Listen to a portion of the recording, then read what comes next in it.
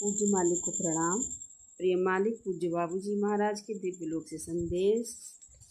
सोमवार 6 सितंबर 2004 प्रातः 10 बजे। जैसा कि तुम्हारे मालिक ने सुझाव दिया है, स्वयं को अंतः संचार के इस उपजाऊ उपवन में सराबोर होने दो, जहाँ तुम्हारे हृदय के साथ संपर्क स्थापित करना संभव हो पाता है।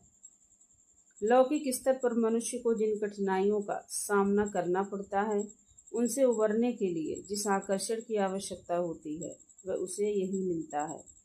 जीवन की अनिश्चितताओं के होते हुए भी आगे बढ़ने के लिए आवश्यक दृढ़ता और प्रेरणा प्राप्त कर ही लेगा। मनुष्य के लिए अपने भौतिक जीवन को आध्यात्मिक जीवन से अलग कर पाना हमेशा आसान नहीं होता। कुछ लोग ऐसे भंवर में फंस जाते हैं जिसमें से सावधानी पूर्वक बाहर आने के लिए उनके पास पर्याप्त दूरदर्शिता नहीं होती। उनका वर्तमान जीवन जो उन्हें प्रदान नहीं कर पा रहा है, उसे खोजने की अत्यावश्यक की अनुभूति करके शायद एक दिन उन्हें अपनी भूल समझ में आ जाएगी। जब आत्मा स्वयं को अभिव्यक्त करना आरंभ करती है, तब ये अति प्रेरणादायक और निर्देशात्मक बन सकती है, और ये दिव्य प्रकटन के अत्यंत स्पष्ट कारक हैं। जब किसी मनुष्य के लिए सही समय आता है, तब उसके लिए ऐसे अवसर उत्पन्न होते हैं जो कि उस चयनित सौभाग्यशाली व्यक्ति के जीवन को पूरी तरह से बदल सकते हैं।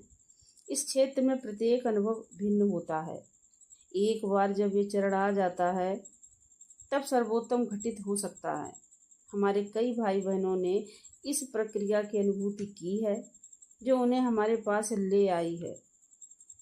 आध्यात्मिक कार्य करने के लिए तत्पर हृदय को कई प्रकार से आकर्षित किया जा सकता है। अति सूक्ष्म रूप से समय बदल रहा है। मानव जाति अपनी नियति की ओर बढ़ रही है, जो अब अज्ञान के अंधकार में अवरुद्ध नहीं रहेगी। रूढ़िवादिता की इस महामारी को जड़ से मिटाने के लिए इसे कई संघर्ष और कष्ट सहने पड़ेंगे। क्षितिज पर ज्ञान रूपी प्रकाश उदित हो रहा है। कई लोग इसे पहले ही ग्रहण कर चुके हैं। अब दैवीय शक्ति उनके भीतर खुलकर कार्यरत है, और यह चक्र बस अभी अभी आरंभ हुआ है। धन्यवाद।